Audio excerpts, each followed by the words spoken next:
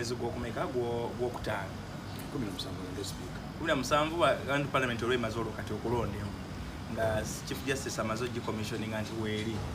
then bo benyini batule bekolemu kati eyo wiki eya speaker ng'ewedde tewajja kuweeraawo wadde weeks ebbiri oba wiiki nnamba nga president aloze cabinet kubanga gavumenti empya ejja kuba emaze okuyingirawo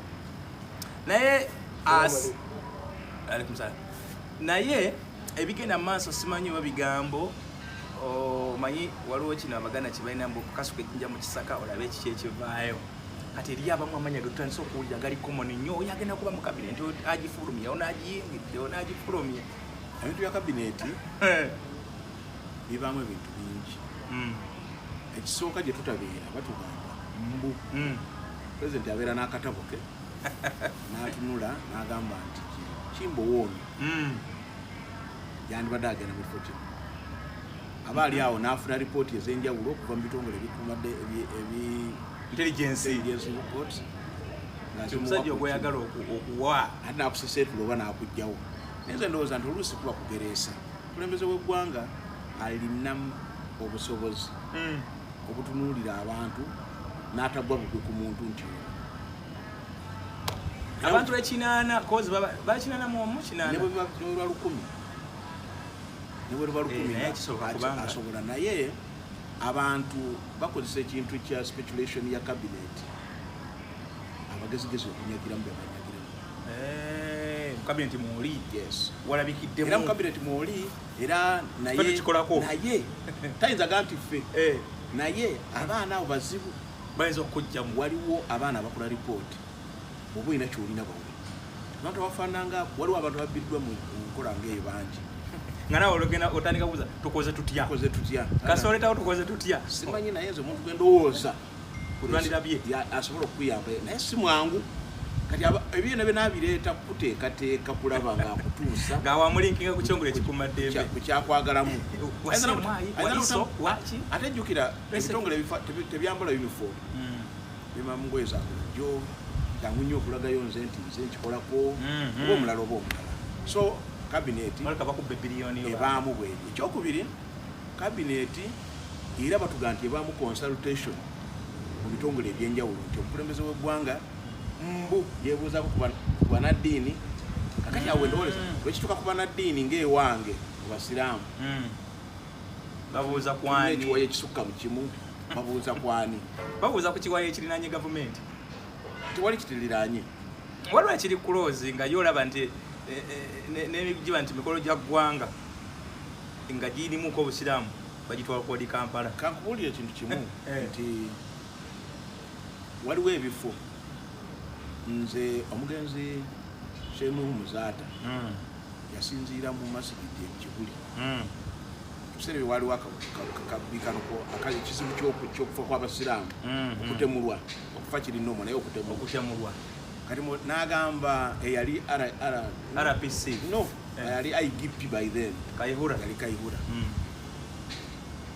yali ayogera ku Kaihura n'asitula RPC owe Bakaleke Siraji Bakaleke namuga tewali badde ekyo obwa RPC bo mulinamu omukono ekyo yali akyogerera Kampala mukadde yali ku maziika ekyokubiri bali ku maziika ganiye gamama wa Gashumba ekyokubiri nina abantu benzize ndaba nga babeere wa mbuga ekibuli bali mu gavumenti naye beetowaza kitegeeza bayinza okubanga nabo okutuuka kwabwe eyo era tewali kasimu evuga ewambuga tewali kikulaga nti waliwo olukunku wakati wa mbuga ne gavumenti kati katusubire nti gavumenti eyinza okukonsalutinga enjuyi zombi nenvaayo ku ludda lw'abannaffe abakatuliki batugamba nti gundi oyo nti yagenze mu kifo kino lwakubanga Catholic Church esalawo kinene mu kubeerawo kwe so kati ekyo nakyo kibwe ekiri nti consultation zikola naye teziyinza kubaawo mu wiiki esembayo twamaze okulonda speaker parliament kakati mukaddako president apapirire abalala abantu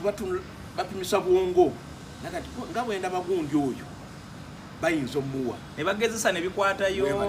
nebagezesa for instance olwaleero waliwo abantu abafulumye parliament opposition nga bangi era balo omuntu agatulaawo n'alowooza n'agamba nti gavumenti eyinza okuleka obwongo obw'abantu abafaanana ngaabo nebusindika mu wino obw'amasaya simpuuga si yekka abantu abafaanana ngaabo kubanga waliwo aga nti bano babadde bayuuguumya parliamenti kati bagenda kuyuuguumya ki gavumenti eyinza obalekana kati oli otuula n'okola line up yo so ono mwangu ng'okubyogera akizimbiraawo wakingamba nti biba byakuzimba ebya kabineti ate ekitunulira nga kirimu Honorable Sala Matechi oyafa omanyi yafa yali wabavubuka naye line up yonna gye bafulumyamu ali Sala Matechi kati atamanyi atagoberera ogaa nti kisolo bagiwadde Sala Matechi oyogera ku mugenzi oyogera ku mugenzi abalala bakikozesa to endanger ng'amanyite ddala nti gundi ono bayinza omulowoozaako kakati n'agira ki ne bakikubawo abalina obusobozi obutuukirira okwonoona blackmailing yes ekigambo ky'obuzungu kyokozesa ne bagenda ne bagamba nti oyo nno ali bw'ati oyo nno ali bw'ati nekikola ki ebyonoona omuntu bingi ate ne blackmailing nayo abantu bagyeyambisa nnyo okutuka ku bantu kale kabineti ebeera kabineti ng'emaze okufuluma nze nali ku parliamenti awo nina omukisa nti oluusi nfuna omukisa nenjogerako ne sipiika ng'omwana wa waka neŋamba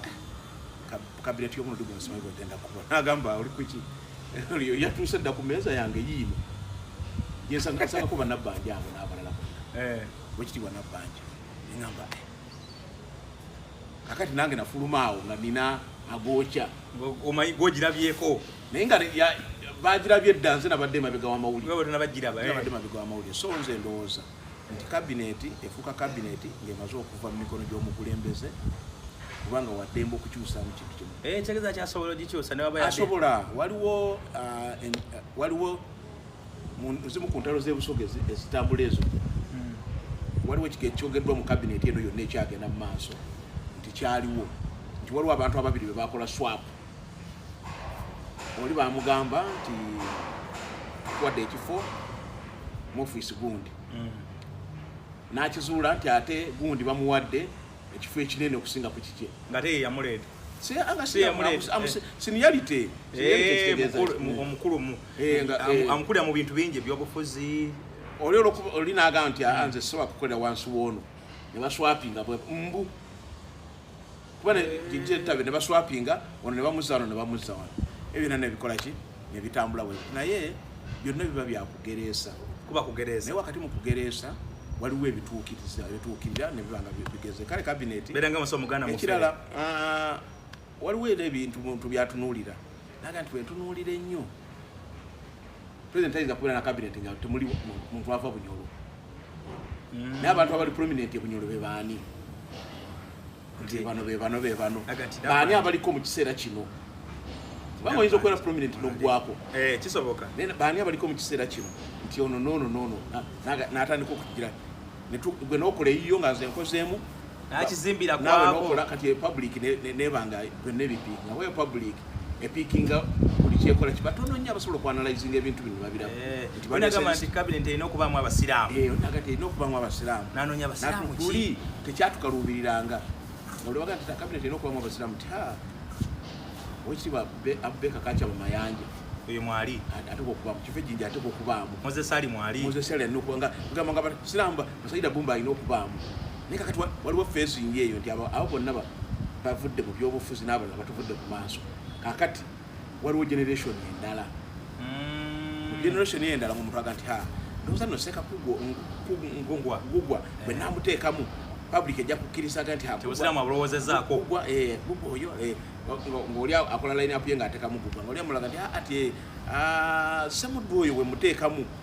bajja kulowooza nti Ssemuddu bwe bityo abantu bakola ki ate neryo bebawanga tebasiri kati okugezanga mukyala Kadamu oyinza okwesanga mukyala musiraamu naye nga ate kiyinza obutabira ku beesi ya busiraamu kale nakadamu Hajati Rukiya Isanga Mutesi oyo ate ground gamba nti gyemuleeta mu kabineti ate yanjawulo Busoga nti family ya the late yali Haji Kirunda Kivejjinji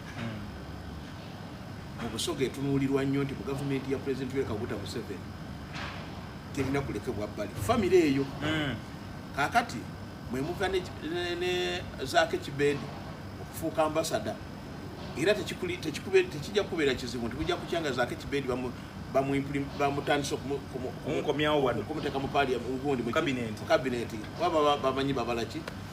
n'abalala so Lukiya Nakadama ava mu family ya Kibeedinda yes muwala we kimanyi biological nkuga nti family ya Alhaji Kirunda Kivejjinji mu district eyitibwa Bugweri yes kyekika ekisingamu obunene obungi n'okubeera influence ku gavumenti ya President Museveni basajja bakola kakati baleka erinnya lyabwe ebintu ebyo abantu bagenda babiriranya Anko Kirunda waliwo era ndowooza byodyogerako nti ezimu zibeera ŋŋambo nabiki ezisinga obungi waliwo oli yakiye yakitadde ku Mawu nti Mawu okulemezamu ku bwa sipiika nti wabaddeyo yokka neeyo president kagamba nti Mawu kati alemeddemu ku bwa sipiika kamuteeka ku bwa VP kakati ekigambo kuwakana president awakane ne Mawu ne baatulaba ku meeza okusalawo ku bifo ebyo ne Mawu ono ng'alemeddeko nnyo ku kya sipiika tumuteeke wano lwaki tebagaa nti namuganza lwaki tebagaa nti akiiki omuganza yaleka yakkakana saddamu lwaki tebagaa nti akiiki ono we Masindi lwaki tebagamba oli omwami weyumbe kyendibagamba kiri ekintu kimu kaadi za President Yoweri Kaguta Museveni abeera nazo ku kifuba ebyo nabyo bagamba nti batudde family yakayanye gavumenti efugibwa head of state wamwita President Museveni efugibwa family eyinza okuba nga naye etuula eyo neyekwaganya ebirowoozo nga ffe tukola tukubaganya kyesaagala tulimbagane nti bakayanye lwaki enkayana gyetuwulira gyetwagala okuwagalaga abantu lwaki webakkirizaga netugaa nti bakkirizaganyiza nti president akkirizaganyiza yeddiro baali bagambe kubanga ebintu entuula za family za president n'abantu tezibeera published kakati ndiro batugaa nti batudde babagenda kutuula era ntumanye n'agenda naye nze ngamba nti ebyo nabintu byakukola kirala kyenjagala abantu b'omu northern not necessarily nti wekitibwa Mawu abantu b'omu northern mu kalulu kano akaakaggwa kubanga ebitundu byonna byakola president n'afuna obululu 7 mu kimu obutundu 7 mu kimu kati buli region etandika okudimandinga twakola nnyo twakuwagira n'aba northern bafaanana regions endala nga bwezikola ki ezibanja era bwezigamba newekitibwa Kadaga bagamba mbu lwansaaliyo olwamala okulonda ababaka ba parliament bano abapya yabayita ku century emasese wali n'aba opposition bwabayita n'abagamba nti bannange tubeere ne bargaining power naye tebereza omubaka Kirunda gwe bakalonda simanyi bagainingira wa oba nti ne rules of procedures tanaba kuzisoma byonna simanyi nakumanya nti oba naalayira kubanga abantu petitions nga petition kakati mbu nabo babagamba nti bagaininga ekifo kyaki ekyamaanyi kati ekyamaanyi abantu batunula ekyamaanyi byebiriwa bagamba ebyamaanyi alina kuba prime minister ebyamaanyi alina kuba speaker ne deputy we ebyamaanyi alina kuba vice president kubanga toyinza bagaininga ku president kakati awe bakoma teri agamba nti ekyamaanyi nti mbeere minister of gender era the same talk erina ebugisu nti owekitiibwa Lydia Wanyoto naye bagamba nti Wanyoto nti tayagala kwa speaker Wanyoto ekigendererwa kye apagaininga kifo ky'amaanyi bamulabe nti waali ne kakati ekyamaanyi kinagende abasimbyewo mu bugisu wali yaliyo egende ekyamaanyi northern egende ekyamaanyi Bunyoro egende ekyamaanyi West Nile egende ekyamaanyi n'omunasima yaliwo bali bameka abesimbyewo ndowooza abo balinga bataano waliwo n'ava mu Balugwala anti yoyi West Nile nze omanyi lwaki simanya nti bangi nze ndowooza yange tunulira speaker nti agenda okuba speaker gomanyi ekintu kya late Jacob Oulanyah region eyo region eyo esobola ku president ayinza ogiconsideringa nti waye bano abantu kambongeremu mu cabinet olwa Oulanyah keke y'eggwanga tebagigabanira kukwana era Mawu ayinza okuba nga akosa opportunity eyo nti nva mu eri yenu omanyiba ekyo ekitundu kyabadde ne chief justice atakyali dolo atakyali emyaka gye gyakojja chief justice kyekina minisita wa constitutional affairs minisita wa ssemateeka kyalinako speaker parliament era kiri azamanyiziddwa na secretary general NRA ava luddawo honorable Todwong naava mu northern lwaki abagamba ababageni nga tebagamba nti bayinza okujja Todwong ono kuba secretary general amufuula VP lwaki ekyo tekyogerwa VP aba mukulumu Todwong alekalinga mwana munana tewali myaka Captain Sankara yawamba ensi gyawangaliramu yamuka president bakyali abato ekyo kituufu Kabira okuwamba Diarako yali mu myaka emeka yali muto myaka 27 Obama okufuka president wa America yali asingamu obukadde ne Gaddafi yennyini kakati ne yali muto ekyemyaka kireke nzira bwe mbanga ndi appointing authority nga noonyeza northern kifo kyabuvunaanyisa nkwata Todwong ne mufuula ekikyamaanyi lwaki olowooza nti wali talabika lwaki olowooza nti Mau wali talabika Mau wali alabika nene Todwong wali ku secretary bamugjawo gye yava yonna gye bamuwalula okumutuusa awo talabikirawo Mau andi bayinza obutamuzaawo awo ekyokumuzaawo anti era takolanga teyali alina kubeeraawo ekyokumuzaawo nobutamuzaawo amaanyi gali muyani authority yalina amaanyi naye nze saagala balowoozese bantu nti alina kuteekawo kulabika nti naye si yateekawo naye abamwagala balina kuga nti omuntu waffe tafunye kino bamuwe kino kale bwabanga nga amaanyi agali nagende mu kalulu ka speaker kagwe ate nga mu kalulu ka speaker alina obululu mukaaga ate nga ne ku mukaaga alinako omu atagenda mu mulondo anedda kankubuulire abantu akalulu ka speaker buli omu agenda mu ng'amanyi nti agenda kujja ki ne Katumba oyo yajja mu kalulu ka president ng'amanyi nti agenda kuwangula naye era ati mu Katumba oye yasigala ku ballot paper paka yagira ki so nze ekintu ky'okuba nti ono ayagala abantu bamwogerera kifu kiri kyogambye nti bino ebintu by'obwa cabinet president yamanya ekyamazima kituufu nze naliko olumu n'ominisita omu kati bamugyako naye twali tutambula naye president amukubira essimu n'amugamba agenda muwa ekifo ky'obwa minisita ne minisita n'agimugamba kirowoozeeko president n'ajjako essimu tewaliwo kigambo kira kyonna kwali kukkiriza ate ogaana president mwenyi yakutte essimu n'agikubira abantu abamu baba baagala okusanyusa abantu agamba naganze nze bitu yange mbiriraanye nnyo ebusoga kabineti ye neetambula wabaddewo oluvuuvu ebigambo mu busoga ebigamba tigundi baali bamuwadde ekifo gundi n'akigaana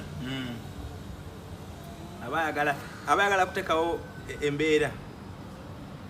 okugaana naye eriyo abagaana labe anko kirunda mu campaign zino zetufundikidde president actually president bwe yatandika Buganda yatandika Luweero president Museveni bwe yagenda e Luweero waliyo omukyalo oyo gwe bayita Sise Mulondo bamuwangula akamyufu naye ndowooza kaali mwalimu okukuutiza mu kamyufu naye bw'atuuka president bw'akuba laale e Luweero Sise Mulondo bamuwa akazindaala ayogere kuba president takiina kuye buzibu president mwenyewe n'agamba Sise Mulondo ebyabadde mu kamyufu nabitegedde naye jangu tukole namugamba jangu tukole nenkuwadde ekifo gundi ate yakyogera kifo teyayogera naye yamugamba akkiriza gye bakolere wamu Sise Mulondo yamugamba wekiba president neyanza nengenda soka kwebuuza ku bantu bange eyo public sympathy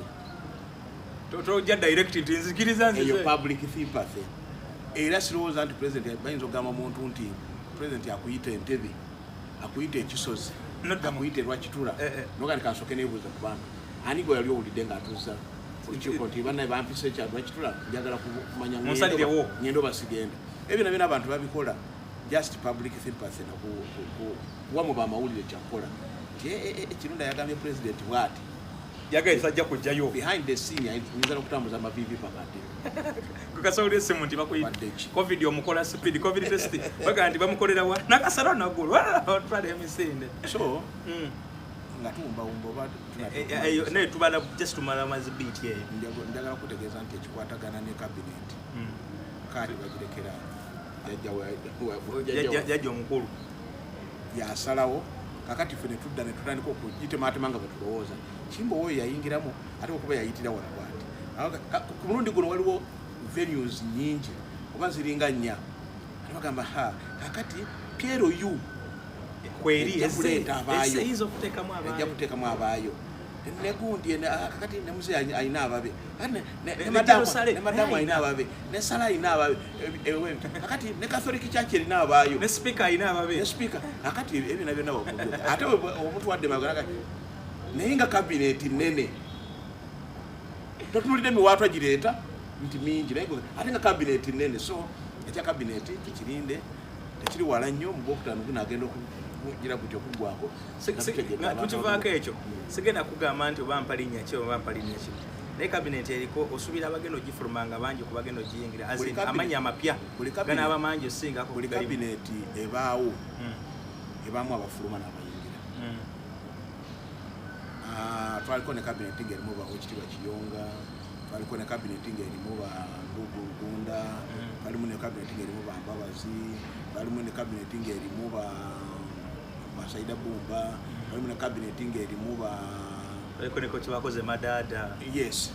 kakati eko none yali oluguudo lw'Ekatosi waliwo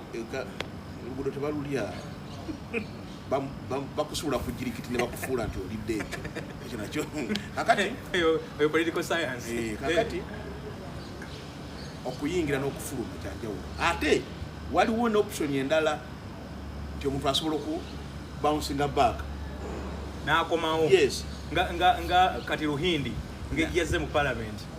ngeza bugeza kati kale gwolesere Oweekitiibwa Ruhindi nange nsobola okuwaayo nti buyinza okukya nga Oweekitiibwa Amelia kyambadde azemu abukuto ba trade nedda ministry endala yonna ate era president alina n'enkizo okulonda mu ba ex officials nga si bamemba ba parliament nga ba ex officials era waliwo ne namba eyesalira emuweebwa nabakone oba yali Chris bali omunsi oyo yasooka n'akifulumamuko abanja bafulumye ne bakomawo bafulumye ne bakomawo ekirala kyentunuulira nti nze kinandowooza nti bwe bali balonda cabinet batunuulira nnyo regional balance ebitundu bifunamu regions zifunyemu zitya babikola ki byonna bitunuulirwa so nze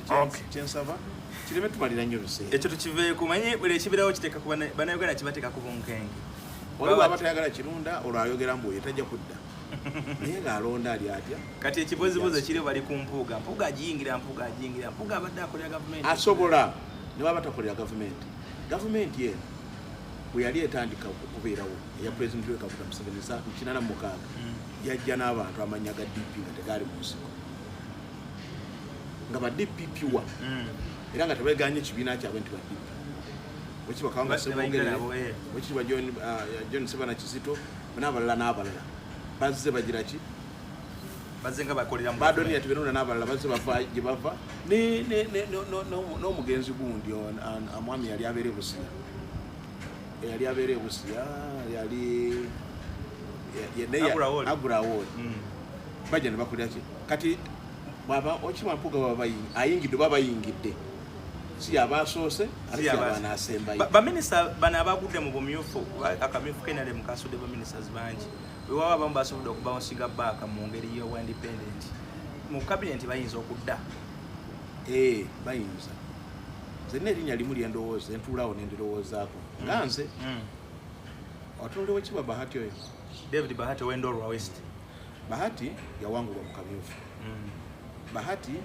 nawangulwa nga independent Bahati teyakomyewo nga minisita manya nga MP naye asobola okudda nga minisita David Bahati government chief whip naye Hamson Obuwa naye asobola okukomawo not necessarily nga chief whip kubanga kikubeera kizibu kuwipinga abantu naye asobola okukoberawo muki nga ex official Minister Salopendi Salopendi tabadde minister tabadde obulungi omuntu tabadde naye abadde member of parliament w'ettoro naye waliyo Amongi Betty Amongi ku mbeera y'okutebenkeza UPC ne family ezebbiri nga bawe takomyewo family ezebbiri ya omugenzi Obote ne yagenzi President Museveni ne background zaabwe zetutategeera ffe ayinza okukomawo mu cabinet n'ekyokubanga ne Jima natali mu parliament ayinza okukomawo mu cabinet kati abo nze abo abasatu abo enkuwaddeko ekyokulabirako nyinza n'okwongerako omulala w'okuna Jejo Dongo yakomyenga mu parliament atalina kibiina yawangudde independent yakomyenga mu parliament then ne mbayo yakomyewo Evelyn Anite yambala yetu yakomyewo Evelyn Anite naye wekizo musobera mu cabinet ye then kwoteeka mama wange ow'ekiboga minister wa energy Nankabirwa Jesse Muyingo n'abalala babamu bayuzo suspect kakati agamanya ago nze bwongo bwange n'enkola yaabwe n'empeereza gye baweereza kuba kibadde kikulagira ku Nabakooba abadde si member wa parliament naye abadde aweereza ate ayinza okuba nga y'omu ku baminisita abadde baweereza obulungi akyali vibrant akyali emyaka gyali kusaidiye so ekyo nakyo mu cabinet kyobadde ombooza waliwo amannya agajja okuba musinga bwaka gakomewo ate nga geetagisa kibule gavumenti yamuviiramu ddala temuvangamu kyamujagala mukkirize nti ebifo bya gavumenti ebyokuweereza mu bingi nnyo nga si kabineti yokka ate tumulaba yadde si kabineti no kati kimanyi nti owekitiibwa Isaac Musumba alina obuweereza bwalina mu gavumenti naye nga si wa minisita kati naye omuntu ayinza okwogera naga nti basoleeyo abantu baba n'obuweereza obw'enjawulo okimanyi nti Kizige alina obuweereza bwalina mu gavumenti naye nga si wa minisita ebifo bingi nnyo John Mulimba ebyokuweererezaamu naye nga toli minisita gundi oyo abadde ku boodi ya Level Corporation Mulimba no mwami engineer owegundi wano nakifuma Kafeero Sekitoleko ninga we public bwe mulabe mulabanga omunange yagwa eyasuulibwa ne mukalulu naye nga aweereza so obuweereza bwa gavumenti nalabye ne musajja wange ow'emukono owa DP kajimu naye mubalira mu kabineti bamuteeka mu registry bureau kyekibiina ekitongole nze ekayunga eyo twalina politician waffe omu ku b'amaanyi nga ye Saziri Mayanja Nsubuga badde Mayima Dada Saziri Mayanja yaliko member wa parliament mu kunoonya mu kalulu ka CA najja nga agezaako okukoma mu parliament nebigaana naye nga ali ku boodi yaki ya land commissioner mu land basobola bateekeeyo abantu balina ebifo baweererezaamu kati tuyinza kugamba Kibule n'obugezi bwa Kibule gavumenti yamuloozi nga nabaana abakagwa obugwi olaba ba opposition mbakaabire ebakimayo nzi kyeŋŋamba teyinza kuleka matiri eyo bamama Esther Mbayo egende effettoge bwetu naye kyekyo kyonna kyekiri katukirinde ebyo katubiteekaawo katulabe tubirekere president ne baatula nabo obwabanga alina baatula nabo ngaagedekola okusala alina awaliwo abadde batugambanga nti genosale abawakizo nnyo mu kusala ku kabineti naye ebyo era sigalamuko eno race ya speakership omanyi bwe guba mupiira kati fe tuli nnyo mu mupiira omupiira guba ne tempo bwe guba gutandika ku dakika esooka nga 15 mumanya ttiimu eneewangula naye bati walina bateeba mu goolo mulaba engeri speed guliko era waliwo eteeba mu dakika y'ekyenda waliwo neteeba mu y'ekyenda naye kagamba muba mulabye nti possession yano eri tibatukutudde mu dakika ezisembayo naye nga tubakwatiridde naye nze mu y'enkaaga ne balegeza mu dakika ezibongeramu ne batabuka gye twatandikire nga balangiridde Ow'Emasindi alangiridde Ow'Ebukwena alangiridde Bugerere gyenva twawula amasaza ne Bulemeezi Bulemeezi babayita balya nnaka era ekibayisa balya nnaka nti enswa zigira enswa ennaka zigweyo kaakati kikwanguyira okusala sezibwa n'ova Bugerere nojja Bulemeezi era ebyenswamba era obinako idea ekiswa kinaabuuka okiraba n'ekiswa ekitaabuuke era oba okiraba oba naka oba nsejjere oba mpawu oba mbobya oba buli kika kya nswa kyonna ku resi ya speakership ekiswa kibuuka kirabika emikisa gya Right Honorable Anita Amongo nkiddamu emikisa gya Right Honorable Anita Amongo ne deputy we giri 9 ku 10 giri 9 ku 10 era mu lutalo waliyo obusasi obuvuga oluvannyuma pockets of resistance talo luwedde naye oli naaba nga casualty alina wagudde n'emundu nemubanga muyitawo n'abanasulamu ababiri n'agira ki naye nammwe n'abafisa ababiri ekyo kyo kiyinza okubaawo naye nze nga nze tutunulidde nnyo ensonga ya speakership ogimbuuzizaako emirundi mingi n'abalala bagimbuuza njogera nga ndi ku kamera njogera nga ndi off kamera njogera nga ndi mu bantu njogera nga ndi mu kitanda ne mukyala wange zekka nti emikisa gya Right Honorable Anita Amongo giri 9 ku 10 lwaki ekisooka bo we positioning aba babiri nti nze nzija ne deputy wange mpaayo ku balala bonna abaagalwa abagamba nti nze deputy wange yegundi buli omu ayirwanako yekka kakati ekyo kibawo enkizo nti ye anoonya ne deputy nga anoonya nga banoonyeza tiimu emu abalala si kye bakola abalala buli omu aga nti agundi obwa speaker abwetaaga naye tamanyi nti obwa deputy nti ne deputy naye akuyamba okusagula tibannange mutuwe tugenda kukola n'ekimbuwa gamba n'obwa deputy buzimba speaker ddako kakati eyo goolo namba etya goolo namba 2 akaluko bwa speaker tebakatandikira wano tekatandikira wano nti abantu bamaze balonda kakati bafuusi ba speaker abantu abo mbanya bafuusi balonzi era bajja kunonda afuuke ki speaker abantu abo babeera ne nomination ani abadambudabuda mu nomination nga ngenda mu nomination babeera ne rale ze bayiseemu mu kaseera akakazibwako ani abadde nange babeera ne finishing ku lunaku olusembayo mu budde obwo ani yalowooza nti nange gyendi kakati ne batuuka wano bonna bwe babaagalira mu puulu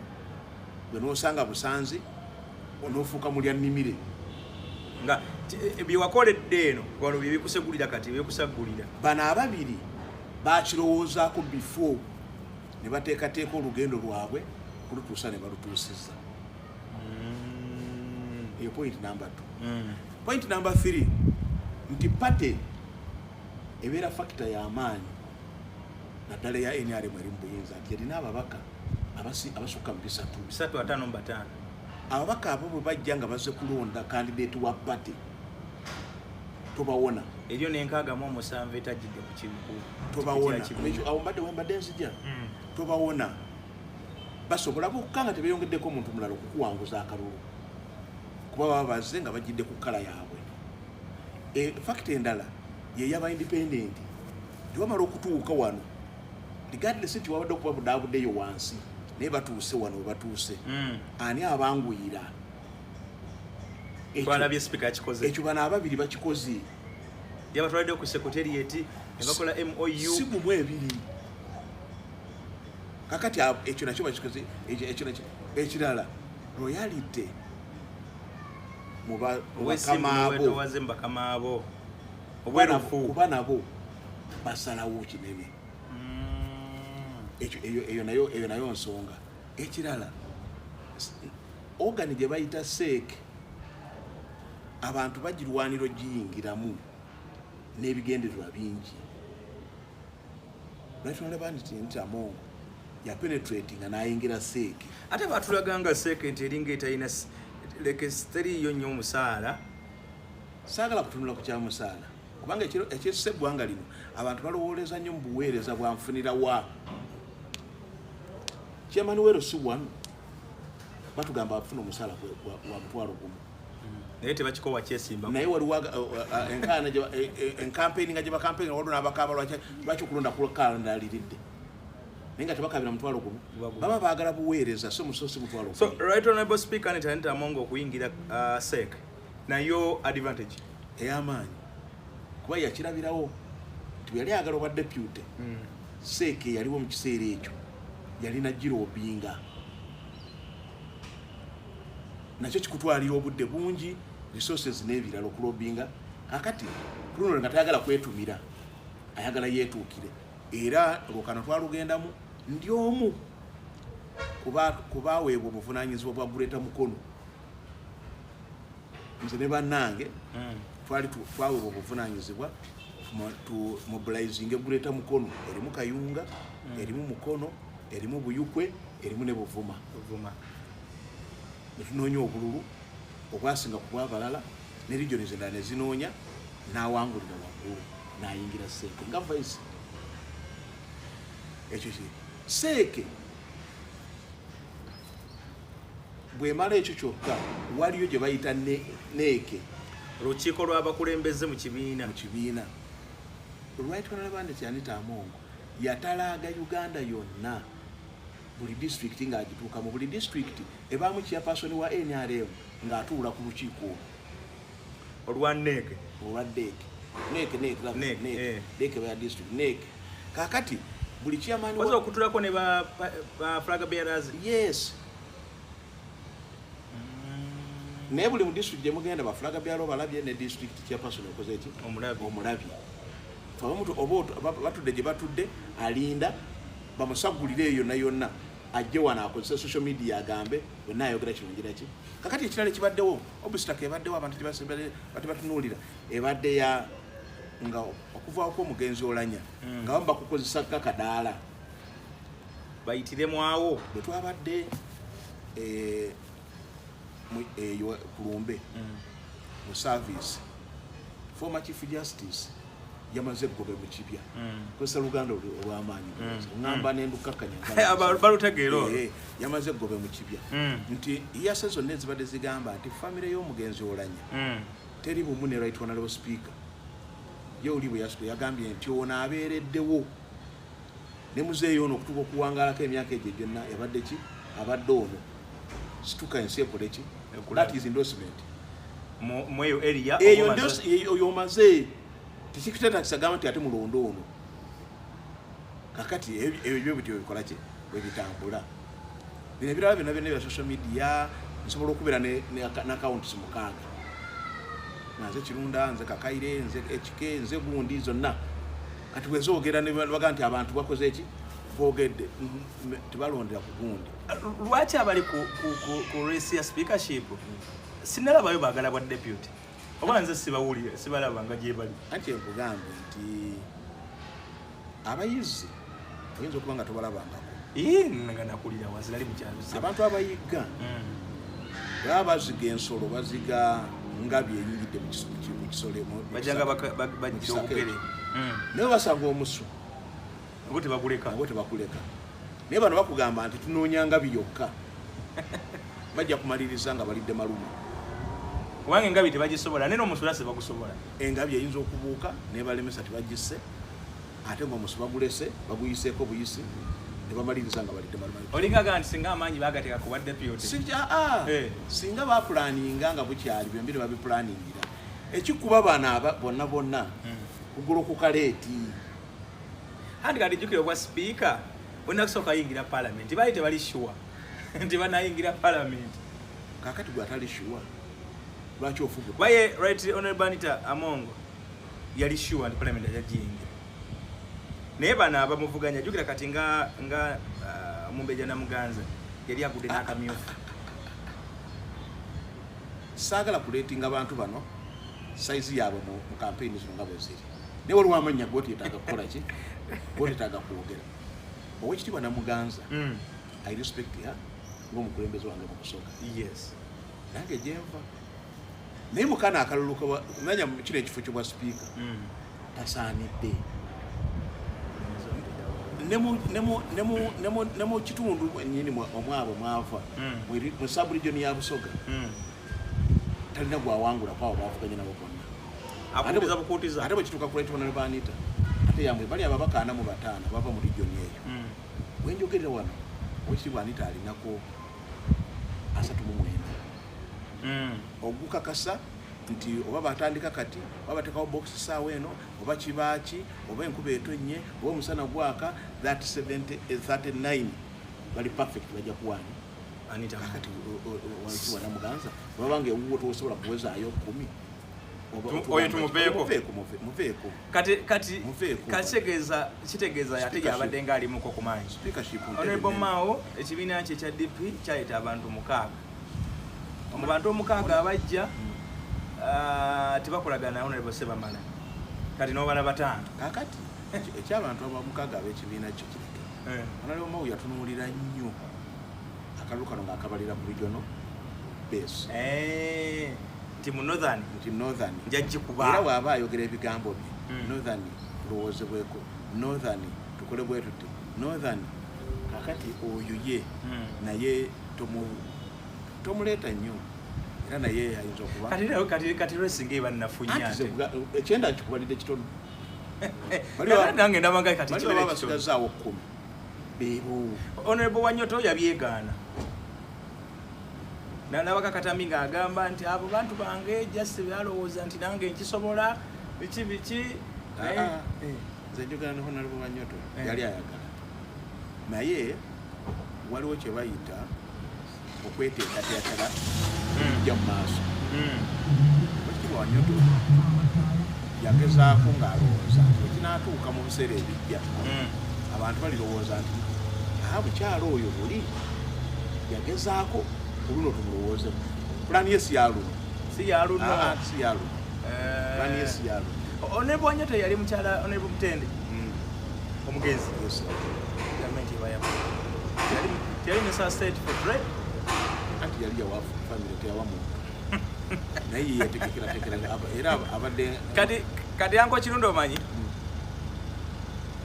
Honorable Anita Ntamongo lwesa agirimu yekka okusina kunnyonnyola gy'otuwadde tewali mugole abeera ku olutaale abantu amukolo negunyumira buli muntu yenna yenna nga talina mperekeze kale emperekeze kweziri naye waliwo ate okubanga emperekeze tezakoze training nga tezimenya kuzina attention yonna nga eri ku mugole abantu bonna nga batunulira mugole emperekeze sigalenatuukira mu kulonda okugenda okubeera okukolola abantu abasinga obungi nga bawanise bajekobakivuddemu naye nga bategerekese olwaleero abantu bangi abamanyi Kasibante ono w'essomero ono yavuganya kwa president ebyalaani Victoria School of Beauty ebyalaani waliwo tumulangidde na bwereere abantu okumanya Kalamba kubanga yagenda nafo presidential material waliwo abamanyi Kasibante abamanyidde nti yakwata millions 2 n'aziwaayo nezimutunda waliwo abantu abamanyi Joseph Kabuleta tubamanyidde mu president wa Uspa nga bwe yali nga bamanyibwa omuntu yali yeesimbyewo wa president nekyalya era ne passport ye yakyuka kati nekyalya n'abalala so waliwo omuntu akolerera ekyo nze kankolerere kino nga ekigendererwa kyange ntunulidde birala kisambi naye nsobola okutwala kabuuyo nange nembaga ekitegeeza nembuba n'abaliwo kati mulimu abagamba nti singa kansigale banyongere obwa minisita gwe tobalaba banyongere obwa urban planning ekirala kyenjagala okkirize abantu kye batubuusa amaaso naye nga kiyinza okuba nga kituufu abamu mu constituency zaabwe yaliyo obuzibu mu kalulu kaabwe nga bwe kajja kati nga batya petition zisa kati ng'agamba nti omugezi abeera era ne bamuwaabira aga nti mulabye nze bampaabira olw'okuba nga njagala bwa sipiika naye nga sipiika si yakuwaabidde oba gwovuganya naye si yakoze anonyawe awutu yakyo weebali bw'ofuloinga obululu nga bwajja butambula bingi nabutumba oba nawalala mpa buwa example bwalimu ebirumira bingi kati omuntu escape afune we yeku kubanga navuganyiza ku kya speaker ayinza malaki mulaba bino yes ekyo nakyo factors togibuusa maaso bwe bintu bino byali bitandika of course yadde tubikola bino ng'abamawulire public tuba tunogiwulira tuba tunoteekawo platforms n'abantu babitegeere naye nange ndi omu ku abo era abaali batakiwakanya nti Honorable Ntamong ajja kuwangula bwa speakership ku weight eyawaggulu ennyo era natunulira abaali bajjeeyo emitwe nga ndaba bw'olaba bino ebintu wowa reference ku bibaddewo akalulu akawedde aka speakership nga mwalimu kalimu Ssemujunganda ne nani jikamu Ssemujunganda ne Sibambi yako nate waliwo akalimu basalirwa mulimu n'akalimu naye Sibambi yafuna obutulu 3 enge fudisi eriko kiseera ng'erina ababaka 39 mu parliament teri alonda ebibiina by'opposition tebironda bibiina byabwe nga bali mu mbeera ng'eyo banabo bamanyi nti nja kwetaaga sipiika oli ate gyali alina ekibira ky'abantu kati bwe sisigala mu bbanga n'okuba nti no mu palamenti nsigala nfuna omukisa njogera ku nsonga z'ewaffe ono yagenda okumpa omukisa anyway ebyo webito bwebiri sijja kuddamu kuleeta ku mboozi ng'ekwatagana ku resi ya speakership ekyo leero okiwunzise okimazze ongambye nti speaker agenda wangula ku bitundu 9 ku 10 nze nolwakuba nze moderator wa show naye nze mu 9 nga mu 7 kubanga ku kyenalabako kalulu akaseeka nali simanyi nti no Aneta Ntamong ayina amaanyi agasobola okukuba incumbent ebitundu skills za mobilization mama wange oyo naalonga Aneta azirina nnyo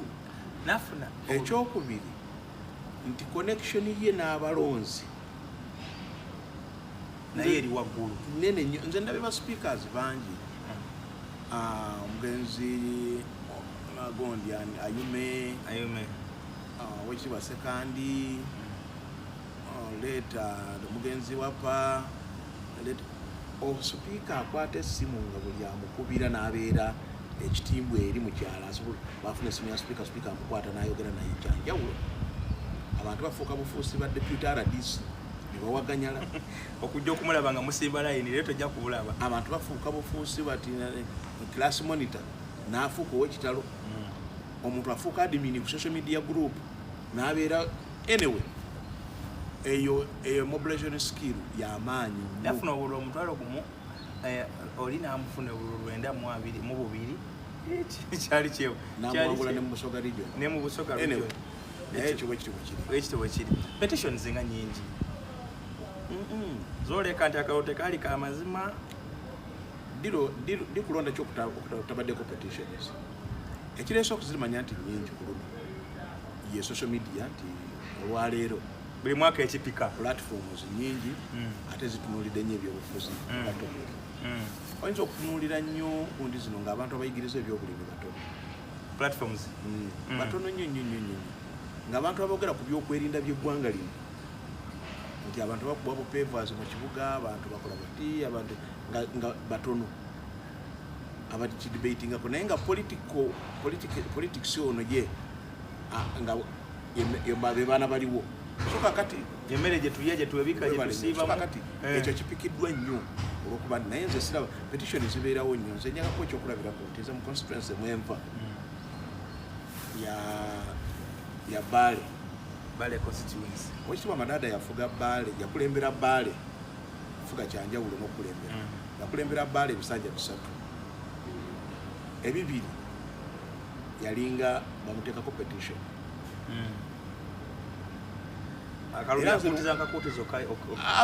awaaba siyasi okuwaaba kirala n'okusinga omusango kyanjawulo omuntu ayinza okuba nga yeye afuna weyekwasa nagira ki n'akuteekako ekyo si ye yekka President Museveni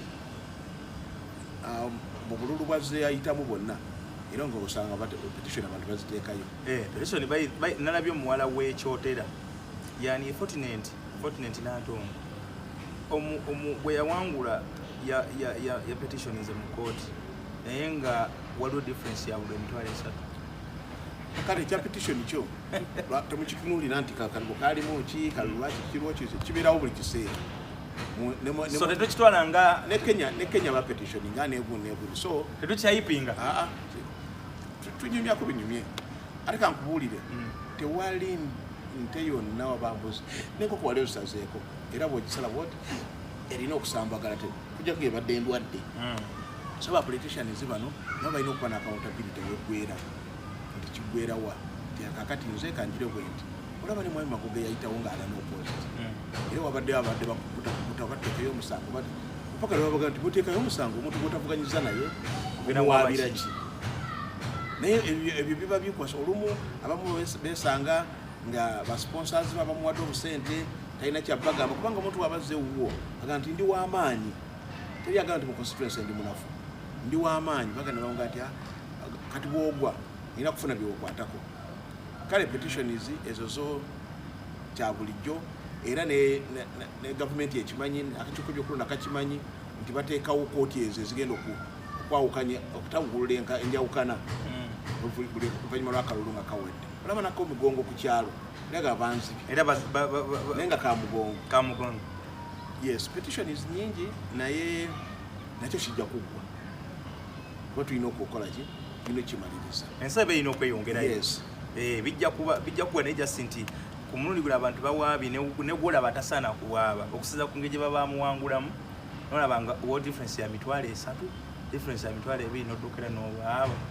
akuba waliwo nerigalitizeza amateeka g'ebyokulonda tegali ku bungi bwa bululu na butono gyokka kituufu ekyo bw'ogoberera tteeka etteeka liba ddala nze waliwo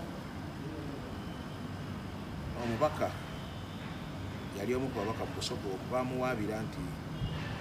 yagaba esepiki era oli n'asitula esepiki n'agitwala mu kooti nti nze yagiwanze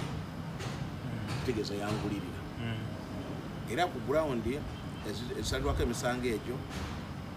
obujulizi obuvaayo nga buluma nti kyali kituufu ekisobola okuteera oba wafuna obululu emitwalo 1000 oba tewafuna ono wemawoko teyagaba ettaala osobola okuvaayo so anomalies ziba nyingi naye ekisinga obukulu nze ndowooza nti abantu bandikkirizanga nti akusinga nga mufukamidde ne bwe mujimirira abakoze eki era ajja kusinga abajja kusinga omuntu aba akuwangudde ekifo ky'okwonoona ate nsimbi ennyo ddayo weeteekereteekera okulonda ku oluvannyuma lw'emyaka egi oba kiba kyambadde oyo nze namwagalako kimu nti oba kitibwa Miriya kigambibwa mbu y'omu ku baali bakoze ebintu ebingi ennyo mu constituency ye abalonzi ne basalawo ne baga nti addako ebbali bwe yadda ebbali n'atatataganya ali mu buyinza yamukolera speech ennungi nga musiibula n'amulinda ekisanyusi nekiggwako abalonzi nebadanga nti ate gwekomawo naye bano abantu alinda olunaku ono lwawangudde n'atandikirawo okumulima empindi ku mabega n'amuteeka ku bunkenke nga n'okukola tajja kukola ki tajja kukola baza eriyo oli amalako ekisanja nga sene zonna zonna zimalidde mu kooti bamuwabira buli kiseera abalala balowooza mbu kamuwaabire mufiirize mbulw aba amufiiriza naye oba tofiiriza ye nawe nyine ajjukira ate ye alina omusaala aba afiiriza balonzi bo kale ekya petition tukimalirako bwerera obudde si buli abantu tukoza eddakiika zino ziri ameka neyanziza nnyo okundowoozaako era ddamu nnyo ndowoozengako wewabawo kyetaagisa egamba nensijja nensobola okuba nga mbategeeza njagaliza mama wange wetwanalevane tyaleta obuwanguzi kubanga bumuli mu ttaano naye bw'oba omutuuseko muganda ndi ttiimu amongo era lwaki alina obuwagizi obw'amaanyi buliko mwenna mujeri era amanyi nti tayinza kutamanya nolwensonga eyo kkiriza twawukane wano nemutusinkano nolyokulala nebale nyo kale Uncle Kirunda kati mudefining mu ngeri gy'oyagala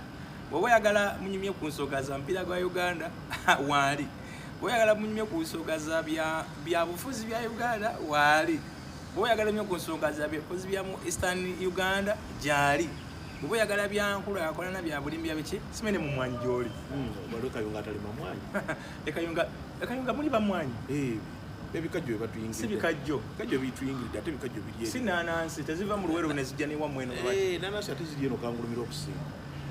naye gombolola nga Busaana gombolola nga Kitimbwa gombolola nga Kayonza ekimwanyi kyekirime kyaffe n'obuvubi ate obuvubi fere tuvuba abaeno vuba ate kuli mu Galiraaya gombola ya Galiraaya erimu okuvuba ne East Mengo amakanda yali akasimba ekyo kyekikuwadde omukisa okubanga ebintu ebisinga obirina ku idea ekisooka nti onoonyanga okumanya buli onoonya okumanya ekyekizibu Africa kyetulina togwira bugwizi bintu ekyokubiri weekuumiranga nnyo mu bamanyi n'oteekuumira bbali mukawulidde mpozi nga temulibakese omukazi akawulidde tajja